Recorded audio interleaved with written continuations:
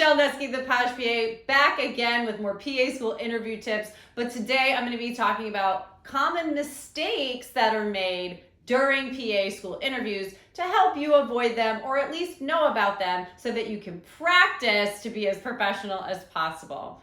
So if you have not already, smash this subscribe button. I'm here every week dropping new tips to help you get into PA school, become a successful student, and a fulfilled practicing PA. Now, if you haven't already, go ahead and watch the rest of the videos in this interview series here on my channel to really get familiar with the different types of PA school interview formats and some strategies for success. But today I want to talk about some common mistakes to avoid during PA school interviews. And the first one is failure to do your research.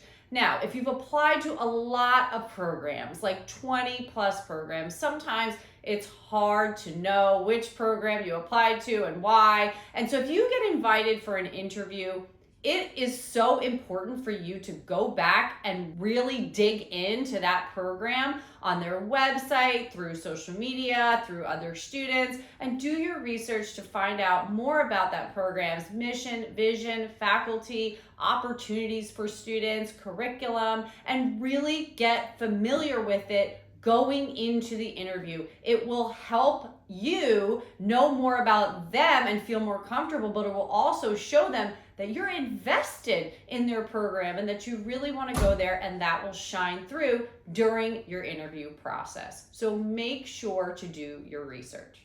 The second thing is inappropriate body language. So if you're in an interview, whether it's in person or over Zoom, you want to make sure that you are using open and friendly body language the whole time. Now me, I talk a lot with my hands, and a lot of people, feel uncomfortable doing that. I think it's fine. It shows your personality. But if you want to kind of control that a little bit more, you can fold your hands and put them on your lap. But you want to make sure that you're maintaining good eye contact throughout your interview.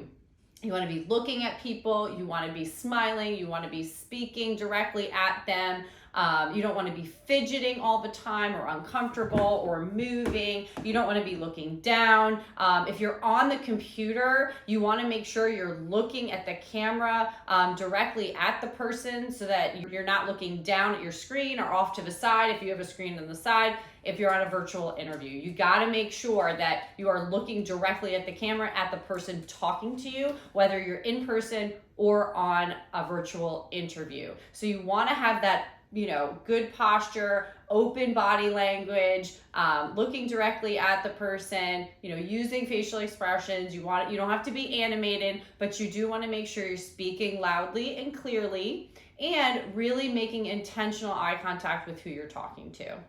The next thing is not understanding the role of a PA. Now, I know that is kind of crazy to think about during PA school interviews, because if you made it to this point, right, you would assume that somebody knows exactly what a PA is and does. But when you are asked to explain what is a PA and what does a PA do, it's sometimes hard to articulate that. And so it's really important that you know how to answer that question. You need to have professional knowledge of the profession and be able to accurately explain what a PA is and does to somebody asking you that during the interview process.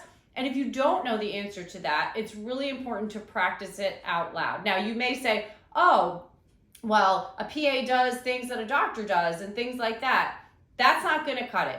You need to be able to say that a PA is a nationally certified, licensed medical practitioner that can diagnose, treat illnesses, prescribe medications, order diagnostic tests in collaboration with physicians and other members of the healthcare team. Now, that's just a very brief version, but you can go on to talk about PA roles and leadership and advocacy and all of those things too. You have to have good knowledge of the profession and really be able to articulate that to somebody during an interview process, because if you are unable to do that and you're on a PA school interview, it's going to be really hard to get past that step. So be able to articulate what a PA is and does, so that you can really shine through for that interview.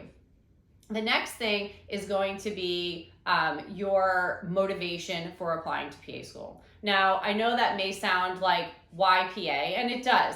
But an admissions committee is going to want to know what your motivations are and why you really want to be a PA outside of the typical answers that you might hear all the time of, I want to be a PA because of flexibility and ability to change specialties over time, shorter time to practice, those types of things. It really needs to be deeper than that. What motivates you to go into healthcare and help other people? What type of people do you want to help?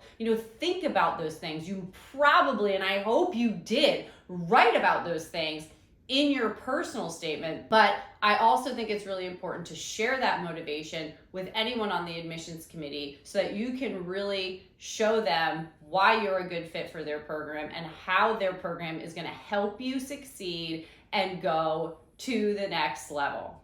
The next thing is, people often don't ask questions. So if the admissions committee asks you, do you have any questions?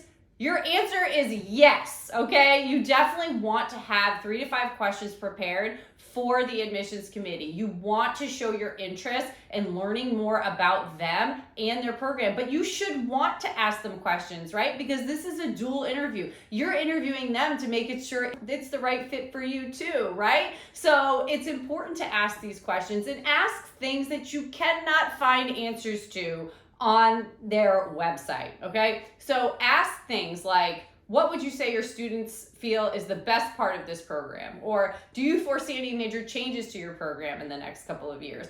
Things like that I would want to know if I was applying to a PA program, all right? So make sure you take the opportunity to ask questions. That is a big mistake that I see a lot of students making. They're like, no, I think my questions are answered. You want to make sure you're asking them questions because, again, you want to make sure it's a good fit for you too. It's a two-way street. And on an interview process, a program is not just evaluating your application. That's already been done. You've been invited for the interview. They want to know who you are, what kind of PA you're going to be. Are you going to make a great colleague? Are you going to interact well with other members of the class? They're trying to put together a class that's going to be successful. So it's really important for you to be able to answer those questions, okay? So those are some of the most common mistakes that will be made during the interview process. The last one I'm going to talk about is being overconfident, okay? You definitely want to be confident, but you don't want to come across as arrogant or aggressive. You need to strike that balance of being confident in yourself, because I definitely want you to be. You earn the interview and you deserve the spot there, but you have to strike a balance and really have some humility to go along with that confidence, which goes a really long way, okay? Particularly in a group interview setting where you don't want to be overbearing or taking up the time of most other people. That's not going to serve you as well. So you want to make sure you're striking a nice balance between confidence and humility and just being yourself, okay? If I can give you one tip of advice, PA programs want to see your personality, okay? They want to see that. They don't want you to be a robot answering questions for them. They want to see how you're different from other applicants. They want to see your personality. They want to know your deep motivation and why. They want to see that confidence in you, but also that modesty. They want you to ask them questions. These are things that are really important. They want you to be engaging with them and making good eye contact. They want you to ask, know about their program before you go in there. And so if you can do all these things, you'll avoid those common mistakes and really hit it out of the park on your PA school interview. Now, again, the best way to do this and the best way to prepare is to practice out loud. I cannot say this enough. I think I've said it in every video in this series. Practicing out loud answering questions is so different than writing it down on a piece of paper and trying to remember it in your head. It's a real-time experience, and it will help you get over those jitters and nerves that you might have going into this process. So whether you're asking a friend or family to ask you questions, you're recording yourself on video, or you're doing a mock interview service with me or one of our other coaches, it's so important to practice these things so that you can minimize your stress and really shine during this process. Because at the end of the day, they do want to know you and your personality. And being yourself, it's so cliche, but it is the number one thing that most people will tell you Like, if you have a number one piece of advice during the interview process, what would it be?